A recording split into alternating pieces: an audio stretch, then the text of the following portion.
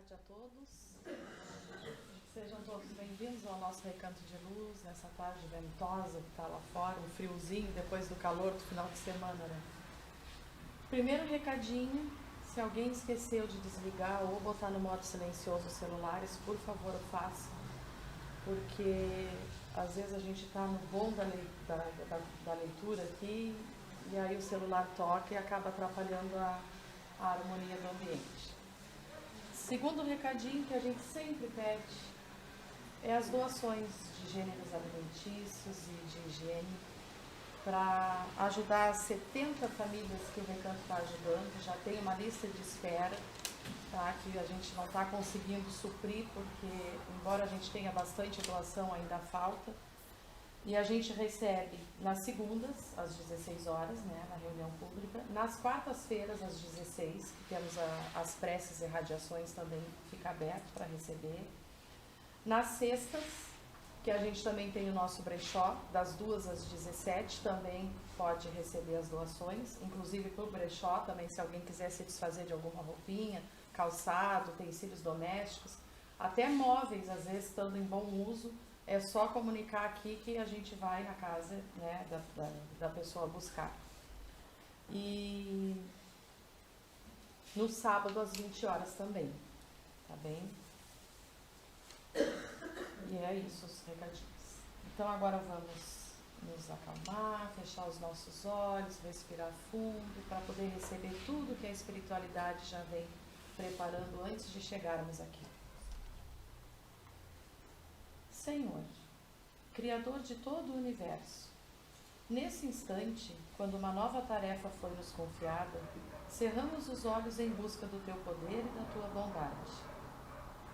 Conhecemos as nossas limitações, mas também sabemos que sempre estás onde o amor impera. Portanto, Senhor, contamos com a Tua ajuda para nos sentir fortalecidos junto àqueles que tanto precisam. Se for a Tua vontade, faze de cada um de nós um instrumento de paz, de amor, de esclarecimento e de consolo. Não nos deitaremos em prados verdejantes, nem entraremos no vale da morte, mas estamos dispostos a entregar os nossos espíritos para que eles busquem o trabalho junto a todos os que precisem. Ajuda-nos, Senhor, hoje e sempre, que assim seja. A nossa exposição, a nossa amiga Carla. Obrigada. Boa tarde a todos. Que possamos nos sentir envolvidos, não? Por essas bênçãos de serenidade, paz e harmonia que essa equipe maravilhosa, espiritual aqui do nosso recanto, derrama sobre cada um de nós nesse momento. Então vamos aproveitar. O nosso estudo de hoje, ele vai tratar de um tema que nos faz refletir em 3 itens fundamentais: a valorização da vida na forma do tempo, ocupação útil como trabalho com disciplina e responsabilidade e o aprendizado adquirido no estímulo da fé através de nossas obras. E ele tem um título que coração de pai e mãe já deve estar saindo pela boca, né? Filho ocioso. Mas não se trata dos filhos nossos, mas de todos nós como filhos de Deus. E ele vem do livro Jesus no Lar, no capítulo 37, pelo espírito do Neio Lúcio, na psicografia do Chico Xavier. E ele traz a história que Jesus, em mais um culto do Evangelho do Lar, na casa de Simão Pedro, começavam a discutir ali, a debater, conversar sobre os diversos problemas da fé. E Jesus, sempre tranquilo, sereno, começou a observar que o ambiente meio que estava saindo já da harmonia, né? E aí ele tomava a palavra. E ele começa a história dizendo assim: reportava-se à pequena assembleia variados problemas da fé em Deus, quando Jesus, tomando a palavra, narrou complacente: um grande soberano, possuía vastos domínios, terras, rios, fazendas, pomares e rebanhos eram incontáveis em seu reino prodigioso. Vassalos inúmeros serviam-lhe a casa em todas as direções. Alguns deles nunca se perdiam dos olhos do Senhor de maneira absoluta. De tempos a tempos, visitavam-lhe a residência, ofereciam-lhe préstimos ou traziam-lhe flores de ternura, recebendo novos roteiros de trabalho edificante. Então, vamos ver aqui o que Jesus nos traz nesse nosso primeiro item da valorização da vida na forma do tempo. Vassalos significava, naquela época, alguém que fazia tipo uma barganha, né, com um grande senhor e se dedicava a ele de forma fiel, contribuía com o seu trabalho, ele ia lá, recebia alguma coisa que ele estava querendo, digamos, um pedaço de terra, um lugar nestes domínios aqui para que ele pudesse morar, plantar, e ele se dedicava fielmente a esse soberano. E, além disso, eram eternamente gratos a isso. Então, quando Jesus nos traz isso, ele nos faz pensar assim: quando nós ganhamos algo, muitas vezes nós também esquecemos do esforço que alguém fez para nos dar aquilo, né? E nós também não somos muito gratos, às vezes não usamos da gratidão a esse reconhecimento. Mas em relação a trabalho, que era o que Jesus estava se referindo aqui, nós devemos lembrar que ele, quando foi questionado sobre os trabalhos aos sábados, porque o sábado era respeitado pelos judeus, né? Então, conta a história, né, lá em Êxodo, se eu não me engano, que Deus trabalhou 6 dias, descansou no 7º, que seria o sábado. E quando Jesus foi pregar no sábado, ele foi questionado. Como assim, né? Não está dando devido valor ao sábado? E ainda dizendo que Deus é seu pai? Porque ele dizia, meu pai trabalha até agora, e todos os dias, e eu vou seguir trabalhando. Então, nesta questão da ociosidade, nós temos que entender, tá, mas e por quê que foi contado dessa forma que Deus descansou? Aí nós teríamos que voltar num estudo lá do Antigo Testamento e nós entraríamos em detalhes aqui que tomaria um pouco mais do nosso tempo. Mas era contado assim e nós temos que lembrar que muitas das coisas colocadas no Antigo Testamento nem sempre vinham de Deus, vinham também da lei dos homens. Então, por isso que quando Jesus vem, ele diz, eu não vim destruir a lei, eu vim dar uma acomodada nessa história aí, não é bem assim como estão contando para vocês, né? Então, ele dá uma organizada ali e começa a nos trazer uma outra realidade, porque já conseguíamos entender de uma outra forma. Então, quando ele fala isso, ele vai lembrar também daqueles que conviviam nestes mesmos domínios deste senhor, mas que não estavam nem aí para a situação, né? Levavam a vida a bel prazer. Então, Jesus diz assim, outros, porém, viviam a bel prazer nas florestas imensas. Estimavam a liberdade plena com declarada indisciplina. Eram verdadeiros perturbadores do vasto império, porquanto, ao invés de ajudarem a natureza, desprezavam-na sem comiseração. Matavam animais pelo simples gosto da caça. Envenenavam as águas para assassinarem os peixes em massa. Perseguiam as aves ou queimavam as plantações dos servos fiéis, não obstante saberem no íntimo que deviam obediência ao poderoso Senhor. Quem se encaixa aí nessa situação? Ou melhor dizendo, quem acha que não se encaixa aí nessa situação, né? Então, muitas vezes, nós olhamos isso aqui, lemos esse texto e dizemos assim, ah, não, isso não é para mim, né? Não, imagina, eu vivo outra realidade, eu sou extremamente fiel àquilo que me solicita. Vamos trazer este texto um pouquinho para a nossa realidade aqui. O que representa este domínio, estas terras, estes rios, estas águas que Jesus fala? Trazendo para a nossa compreensão à luz da doutrina espírita, nada mais é do que a nossa morada do Pai para a nossa evolução hoje, a nossa terra. Quem é este soberano Senhor que nos concede estes domínios maravilhosos? Para que a gente possa aqui cuidar sem perturbar, para que a gente possa ter disciplina, sermos capazes de entender o que significa usufrutuários destes domínios e trabalhar para mantermos que isso continue sendo útil para quem vem também depois, ou quem está aqui conosco usufruindo disso. Então, quem é este Senhor? É Deus, né? Então, veja que Jesus começa o texto dizendo um soberano Senhor.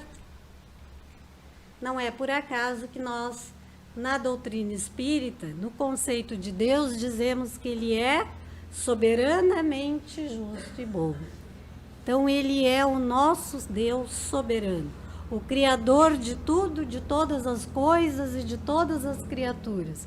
E nos concede um vasto império para ser cuidado por nós, com disciplina. Mas, muitas vezes, nós, na nossa rebeldia, ficamos naquela, né? Vira a mim o nosso reino e o outro trabalhe para que eu possa usufruir. É assim que nós nos colocamos no reino, que aqui simboliza a nossa terra, como os trabalhadores a bel prazer, muitas vezes, dentro daquilo que Deus nos solicita. Achamos que dar testemunho da nossa fé está apenas na hora que nós vamos orar. Mas a nossa gratidão, o nosso reconhecimento, a nossa postura, trabalhando por nós, por estes domínios que Deus nos concede, trabalhando para o bem comum de todos, é uma oração diária de gratidão a Deus. Trabalho, gente, é lei divina. Está no Livro dos Espíritos, um capítulo dedicado só a isso.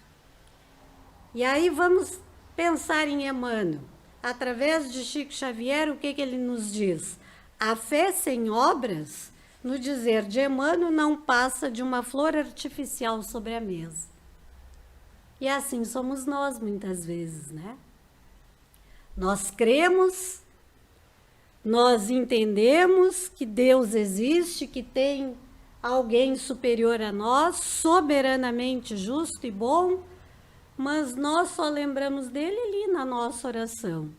Na nossa postura, nós vacilamos muitas vezes. Na hora de darmos o testemunho daquilo que nós acreditamos, aí não é bem assim, né? Aí a gente questiona, mas o outro não faz, por que eu tenho que fazer? Se o fulano não diz, por que eu tenho que dizer? Todo mundo faz, por que eu não posso fazer? Às vezes inverte, né? Então, todo mundo leva vantagem, por que eu não posso levar? É difícil nós nos acostumarmos com a disciplina. De olhar e dizer assim, não é porque está todo mundo na contramão que eu vou ir também. Todo mundo faz, eu vou fazer também. Não, eu sei que é errado, então eu não vou fazer. Certa vez Chico Xavier se queixou a Emmanuel porque ele estava sendo duramente criticado. Ele o era normalmente, né? E ele era humano, né? Um espírito bem mais elevado que nós, mas ele sentia, ele tinha sentimentos. E trabalhava tanto, e um dia ele estava abatido. E Emmanuel perguntou para ele o que estava acontecendo, por que ele estava assim, daquele jeito. E ele disse: eu estou cansado de apanhar. E Emmanuel disse para ele: enquanto estiveres apanhando, estarei contigo. A hora que começares a bater, estarás sozinho. Né? Então é mais ou menos assim, né? Nós temos fé, mas quando a gente resolve fazer as coisas de forma indisciplinada, a gente ainda acha que terceiriza que Deus vai estar conosco. E a coisa não é por aí, né? Então vamos ver como que segue Jesus aqui, nos trazendo a questão destes domínios. E ele, através do texto, que nos mostra este grande domínio que Deus nos dá para a nossa vivência, ele nos solicita que a gente faça o quê? Que observemos o trabalho, que cuidemos da casa, mas não só na nossa prece, rogando a Deus pelo amparo, rogando cuidar da nossa saúde, mas que nós possamos olhar para este mundo aqui, ó. E aí Emmanuel vai dizer assim para nós: se te interessas realmente pela própria renovação à luz do Evangelho, anota o momento que voa e não menosprezes o ensejo sublime de ser mais útil. Aquele servidor que era comum, né, ali naqueles domínios daquele senhor, não levava isso aqui muito a sério. Ele só queria usufruir. Estava bom para ele. Estava bom para ele ir lá tocar um rebu, como se dizia antigamente, né, lá nos rios do seu soberano. Ele não cuidava da natureza, ele estava ali vivendo de forma indisciplinada. Mas ele reconhecia realmente a importância daquele senhor, daquele trabalho, daquilo que ele desenvolvia para que todos tivessem uma atividade. Ele só não estava muito disposto a colaborar aqui, né? Mas o que ele não se dava conta? Que uma hora a conta também ia chegar para ele. E essa indisciplina toda ia bater na porta dele. Então vamos ver como é que Jesus vai nos colocar aqui em relação ao nosso segundo item: ocupação útil como trabalho, com disciplina e responsabilidade. E aí Jesus diz assim: um desses servidores levianos e ociosos não regateava, ou seja, ele não discutia, ele não questionava na sua crença na existência e na bondade do rei. Depois de longas aventuras na mata, exterminando aves indefesas, quando o estômago jazia farto, ele mesmo costumava comentar a fé que depositava no rico proprietário de extenso e valioso domínio. Um soberano tão previdente quanto aquele que soubera dispor das águas e das terras, das árvores e dos rebanhos, devia ser muito sábio e justiceiro. Explanava consciente, veja que ele tinha consciência da importância daquele senhor. Sutilmente, todavia, escapava-lhe a todos os decretos. Pretendia viver a seu modo, sem qualquer imposição, mesmo daquele que lhe confiara o vale em que consumia a existência, relegada e feliz.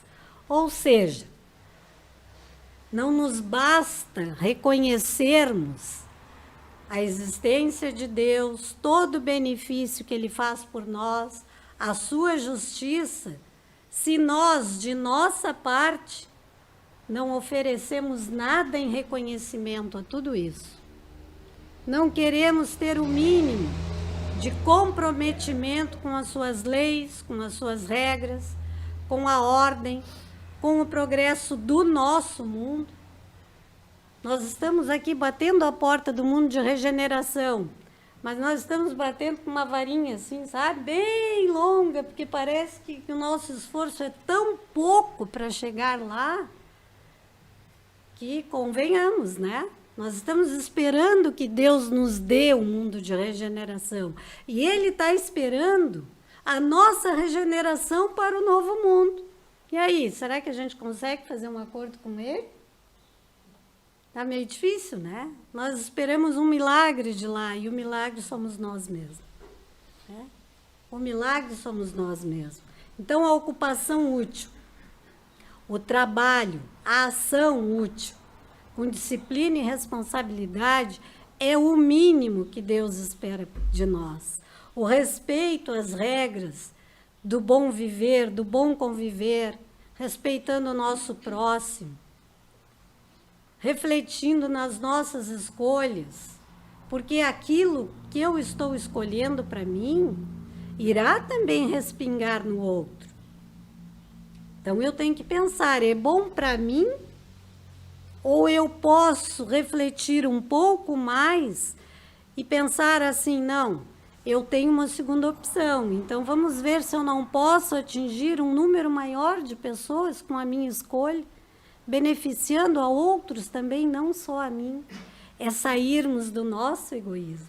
É isso que Deus espera de nós. Que a nossa fé venha colocada em obras também. Que não sejamos apenas uma flor que vai secar em cima de uma mesa se ninguém souber cuidar. Quando nós entramos aqui, na nossa casa espírita, nós gostamos de chegar aqui e encontrar organizadinho, limpinho, né? Os copinhos com água organizado lá, o banheiro organizado. E nós vamos usar disso aí. Eu tenho necessidade de, quando eu sair daqui, eu deixar tudo de qualquer jeito? É um benefício que é me oferecido. E no plano espiritual, da mesma forma. Estamos aqui sendo abençoados por algo que muitas vezes nós não conseguimos identificar. Eu tenho o direito de chegar aqui com pensamentos cheios de desprezo por aquilo que está acontecendo aqui, me esquecer de desligar o celular, não faz mal, vai só perturbar um pouquinho. Então, gente, isso é nós não valorizarmos o esforço que tanto a equipe de encarnados quanto de desencarnados trabalham para que nós, quando cheguemos aqui, possamos usufruir da ordem, da limpeza, da higiene, do plano físico, do plano espiritual, que é disponibilizado para nós. E um dia nós seremos cobrados sobre isso. Né? O que fizestes do tempo que eu te solicitei? Como conduziste a obra que eu coloquei nas tuas mãos para que tu pudesses valorizar, aprender e evoluir? E aí, quando chega essa hora em que nós não sabemos o que responder, não tenhamos dúvida que também é retirado de nós o direito de reclamar. E aí, como que nós vamos reclamar se nós não fizemos a nossa parte? Então, exigir é muito fácil, né? Fazer o que nos compete, nem sempre nós colocamos na mesma linha, né? Somos muito bons em exigir os nossos direitos, mas em cumprir os nossos deveres, nós somos como este servidor aqui. Estamos levando a coisa de forma indisciplinada. Pagando para ver, como se diz. Vamos ver o que aconteceu com esse trabalhador, porque Jesus vai continuar nos contando. E aí ele vai relacionar o quê? Ao último item que nós citamos no início do estudo.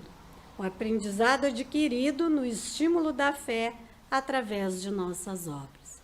Acontece que aquele indisciplinado daquele mesmo vale, daquele senhor soberano, chegou um período da sua vida que a sua saúde foi embora. Os prazeres da vida mundana, as satisfações fúteis e pueris, ele não tinha mais força para cumprir. E aí ele resolve se dirigir àquele senhor que ele acreditava que era bom, que era justo, né? Que era correto. E ele vai lá, marca um horário para conversar com aquele senhor. E ele vai passando e vai vendo aqueles trabalhadores ali fiéis, cumprindo com o seu trabalho, tranquilos, serenos. E ele observa pela primeira vez a felicidade daquelas pessoas e vê que a grande maioria nem estava tomando conhecimento dele. E ele tenta marcar um horário e até que alguém responde para ele. O tempo disponível do rei é consagrado aos cooperadores. Olha Deus nos olhando, né? E ele ainda se achou no direito de reclamar. Como assim? Bradou o trabalhador imprevidente. Eu sempre acreditei na soberania e na bondade do nosso glorioso ordenador. Aí o discurso já fica até bonito, né? O guarda, contudo, redarguiu sem pestanejar. Que te adiantava semelhante convicção se fugistes aos decretos de nosso soberano, gastando precioso tempo em perturbar-lhe as obras? O teu passado vivo em tua própria condição, em que te servia confiança no Senhor, se nunca viestes a Ele, trazendo 1 minuto de colaboração a benefício de todos? Observa-se logo que a tua crença era simples meio de acomodar a consciência com os próprios desvarios do coração. E o servo, já comprometido pelos atos menos dignos e de saúde arruinada, foi constrangido a começar toda a sua tarefa de novo, de maneira a regenerar-se. Olha nós aí outra vez, né? Não tem uma musiquinha que diz isso? A gente finge que foi, como é? Fingimos que fomos e voltamos, né? Olha nós aqui outra vez. É assim. E aí todo aquele que tem uma certa, né, capacidade assim de maledicência, que traz no seu perfil a capacidade de ter uma boa conversa, ainda tentou passar uma conversa aqui, mas como assim, né? Sempre achei que ele era o cara, né? Ah, pois é. Assim é Deus conosco. Nós queremos fugir às leis, queremos fugir às regras, gastamos o nosso tempo com futilidades, com conversas às vezes que não trazem e não acrescentam nada, falando da vida alheia, comentando as escolhas dos outros. Mas dizemos que acreditamos em Deus, sim, não? Sempre acreditei naquele soberano Senhor, na sua justiça. Pois é, da mesma forma, ele também sempre acreditou que nós acreditávamos nisso. A diferença é que ele nos observa, né? E aí vem a máxima, a cada um conforme as suas obras. E aí nós voltamos para nós aqui.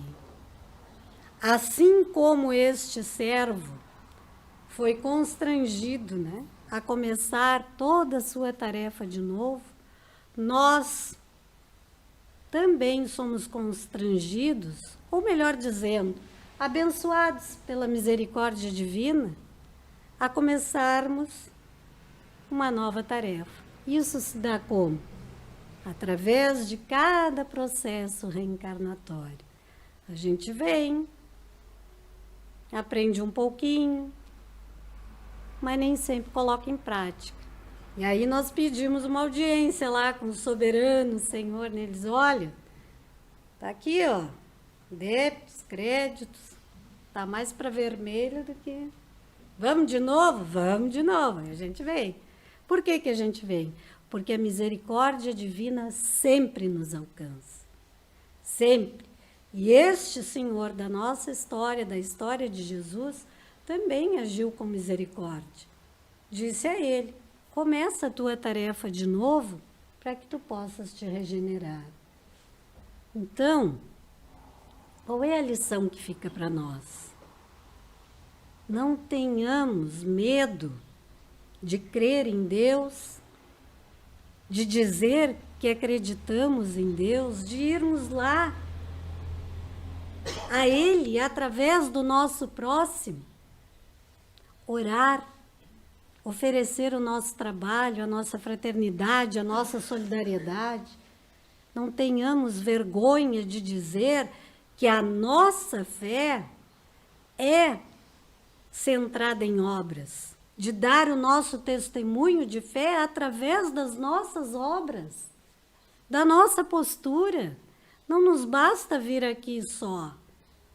O cristão que somos aqui, nós temos que ser ali fora também, estimulando o bem, o amor, o carinho, a justiça, buscando viver dentro da lei de amor, justiça e caridade, que é outra lei que também está no nosso livro dos Espíritos. Respeitando a tudo e a todos. É fundamental para que a gente entenda essa nossa regeneração, essa nossa construção e este nosso ir a Deus, a este Senhor soberano. Temos que ir a Ele todos os dias, porque Ele está conosco, esperando esse movimento ao encontro dele. E para finalizar, trouxemos uma frase de Aulus, do livro, deixa eu só ler aqui para vocês qual é o livro.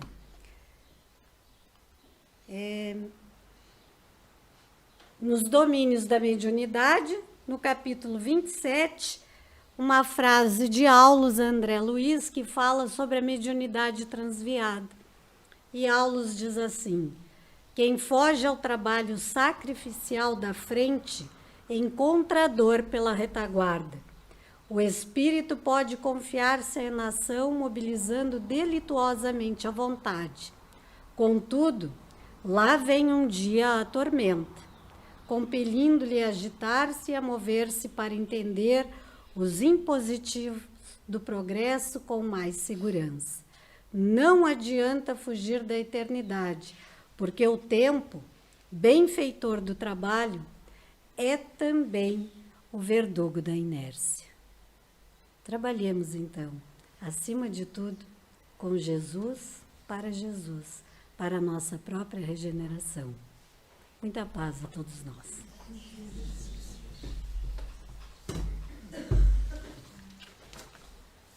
Então, depois dessa maravilhosa exposição, vamos fechar com uma prece por paz.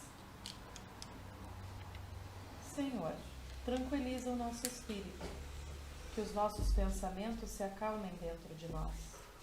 Sabemos que no momento justo solucionarás todos os nossos problemas. Que façamos silêncio em nós para escutarmos o que nos aconselhas. Ouvindo-te, nada de mal nos sucederá. Não nos deixes agir precipitadamente. Que a nossa decisão seja o reflexo da tua vontade. Acalma-nos, Senhor, para que tudo se acalme à nossa volta, para que emudeçam as vozes agressivas e a tormenta pare de soprar.